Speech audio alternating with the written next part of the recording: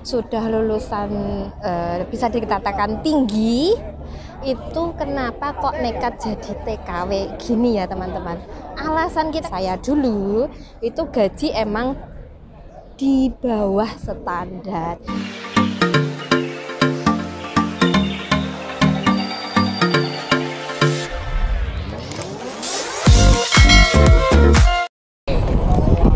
Assalamualaikum teman-teman, ini aku berada di Wancai ya. Nah, ini aku nanti mau ngelihat kembang api. Ini aku persiapan mau masuk. Di sini tempatnya Victoria Harbour. Ya. Jadi indah banget.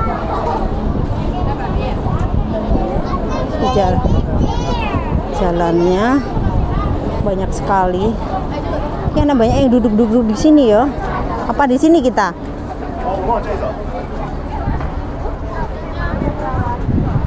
Gitu.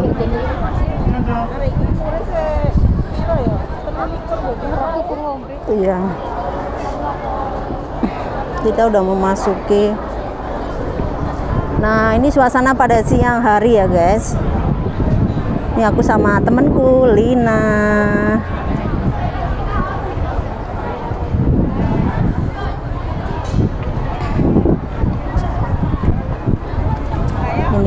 Di Wancai.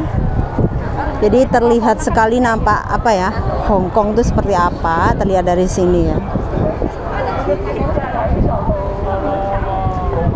Kayak potret Hilton kayak kan? Iya. Kayak ya. Kita sebenarnya bisa naik ke atas sana, cuman nanti aja. Ini aku mau review tempat di sini, ini di Wancai. Sebenarnya tadi mau ke TST, cuman kita takutnya nanti kejebak ketika uyel-uyelan. Jadi di sini, jadi begitu keluar ada MTR deket gitu ya. Jadi di sini aja.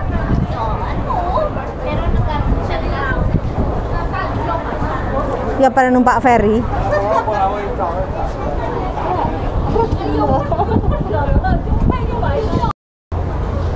Oke. Sejauh mata memandang terlihat sangat jelas sekali bagaimana suasana Hong Kong ya. Nah, ini Hong Kong nampak dari sini.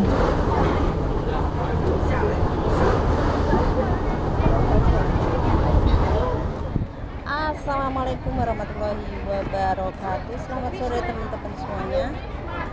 Dan kali ini aku berada di mana kita? Wancai ya, di Wancai. Ini kita mau melihat apa nanti, kembang api. Jadi sebelum kita melihat kembang api, di sini saya berteman mau ngobrol-ngobrol sama teman aku. Dan beliau dia adalah aku melihat seorang guru ya, yang dulunya dan nekat menjadi TKW. Kira-kira alasannya apa, dan kira-kira apa yang memotivasi dia untuk ke Hong Kong meninggalkan profesinya sebagai guru apa? Guru setara SMA. dengan guru SMA besar. Oh begitu. Jadi kira-kira apa motivasinya kok sampai langsung ke Hong inti Kong? ini dah maksudnya. Iya kita Penggal ingin tahu karena apa ya? Karena banyak di luar sana beranggapan bahwa apa ya? Tenaga kerja Indonesia wanita yang berada di luar negeri itu kebanyakan ya, tidak semuanya mempunyai pandangan seperti itu, cuman gini ya, kita view-nya seperti ini ya teman-teman. Jadi kita berbincang-bincang. Nah di situ ada polisi gantengnya, masya Allah, waduh bola teot. Aduh, pasang mata. Gini loh istilahnya, tadi berbicara tentang topik. kembali ke topik tadi, bahwasannya banyak sekali orang-orang di luar sana, kita sebagai tenaga kerja di sini itu kayaknya banyak yang memandang rendah karena profesi kita sebagai pembantu mungkin ya, tapi mereka tidak pernah tahu bahwa di balik itu basicnya mereka sebenarnya banyak sekali. Memang alasannya menjadi TKW itu kan apa ya, kayak karena finansial ya, begitu, kebanyakan karena finansial ya, karena memang di Hong Kong atau di luar negeri dimanapun berada ya, misalnya di Hong Kong, di Singapura atau di Taiwan, di Jepang, di mana aja itu gajinya lebih besar. Jadi kenapa memilih bekerja di luar negeri daripada di negeri sendiri? Karena berbagai macam alasan. Tapi di balik itu mereka tidak semuanya orang-orang ya, mungkin kebanyakan memandang bahwa mereka itu orang yang tidak berpendidikan atau apa ya. Sebenarnya banyak sekali sih orang-orang udah punya profesi, misalkan bidan, guru dan sebagainya. Dan salah satunya adalah teman aku ini, Lina. Lina ini adalah dulunya bisa dibilang guru SMA gitu ya teman-teman. Jadi kita mau ya lulusan sarjana ya saja gitu ya. Jadi tidak semuanya orang yang ada, iya, tidak semuanya yang bekerja sebagai tenaga kerja yang kadang-kadang dihina-hina itu dibilang ini dasar TKW pembantu gitu.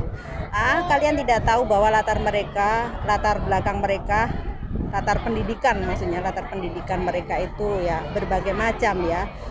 Bukan hanya SD, SMP, SMA, bahkan sarjana, ada S1, S2 itu pun banyak gitu loh. Jadi jangan terlalu apa ya, kayak ngerendahin bahwa kita itu orang-orang yang memang tidak terdidik dan bekerja sebagai pembantu gitu ya. Tidak seperti itu.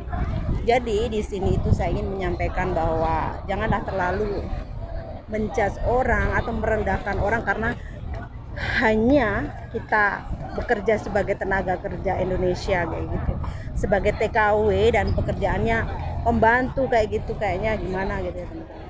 Dan sekarang kembali ke topik, kita mau bertanya-tanya ke Mbak Lina, apa yang memotivasi dia untuk menjadi TKW gitu, padahal dia udah menjadi guru di sana. Coba Mbak Lina jelaskan supaya mereka, teman-teman kita di luar sana tahu. Halo, selamat sore. Ini sama temen aku yang kebetulan juga satu kompleks pekerjaan. Di sini saya cuma menyampaikan saja, saya kebetulan punya rezeki untuk lulusan sarjana di Indonesia, yang tepatnya SPD atau sarjana pendidikan. Untuk alasan yang ditanya mbaknya tadi, kenapa sudah lulusan bisa dikatakan tinggi, itu kenapa kok nekat jadi TKW gini ya teman-teman. Alasan kita kan jadi TKW itu kan sebenarnya macam-macam. Yang paling pokok utama itu kan emang finansial atau keuangan. Contohnya saya, karena suami meninggal dan gaji kita bicara tentang guru yang masih sukuan yo, nggak bicara tentang yang udah berpangkat, udah istilahnya PNS, yang masih honorer seperti saya dulu, itu gaji emang di bawah standar. Kadang ada yang bilang seperti ini, ada orang yang bilang jadi TKW enak, gaji kamu 1 bulan seperti gaji kita sehari di sini. Emang iya seperti itu, tapi istilahnya nggak semuanya itu harus lulusan yang bisa dikatakan rendah. Maaf sekali lagi, karena saya di sini juga alhamdulillah punya rezeki pendidikan yang tinggi, karena itu sesuai dengan cita-cita saya. Kembali lagi ke tujuan utamanya, cari duit. Cari duit saja. Jadi semuanya itu ada proses kesini juga nggak main-main ruwetnya dulu loh ya, nggak main-main ruwetnya, sulit Meskipun yang benar yang kita pakai bukan ijazah yang paling tinggi, tapi yang ijazah yang setara. Iya ta? Aku dulu pakai ijazah SMA, masuknya di sini. Nggak pakai ijazah yang tinggi karena orang sini itu kadang ada yang berpikiran kalau orang pintar itu nanti kita yang menggobloki gitu loh, Mbak. Istilahnya seperti itu. Jadi intinya kembali lagi ke tujuan utamanya, cari duit. Oke teman-teman, itu tadi jawabannya. Dan sekarang aku mau tanya lagi, kira-kira Mbak Lia itu mau berapa tahun di sini? Untuk berapa tahunnya ya teman-teman, namanya butuh, namanya mau cukup, tidak ada istilahnya cukup itu tidak ada bagi kita. Kalau sekedar punya modal usaha, paling tidak ya punya rumah sendirilah Mbak. Seperti itu, karena tujuan utama kita kan untuk mencukupi kebutuhan, punya modal baru balik. Nah, untuk yang berpendidikan tinggi kita bisa lanjutkan lagi, misalkan kita bisa jadi guru lagi masih bisa, kalau masih rezeki punya penempatan kerja masih. Terus kalau untuk yang lain tak doakan, ayo kita sama-sama kerja saja, nggak usah saling menjudge untuk yang berpendidikan rendah, tinggi atau gimana, semuanya kalau untuk urusan kerja ya kerja saja. Itu Mbak.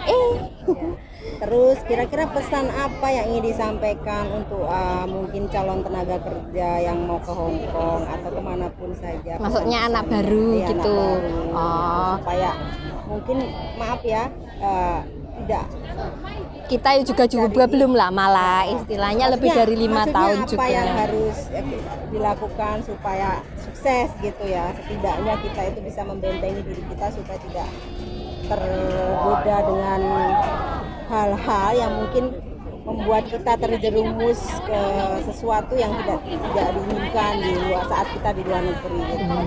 Kalau menurut saya sekedar pesan saja untuk yang anak baru, pertebal sabarnya karena luar negeri nggak seindah yang kalian lihat di profil kita. Setiap libur bisa kayak gini ya, kita bisa istilahnya facong, bisa menghias wajah, kita make up, kita pakai baju apa yang kita ingin. Itu nggak seperti yang kalian kira juga ya Mbak ya. Mbak Ica juga lebih dari saya, istilahnya kerja di sini bambane Hongkong.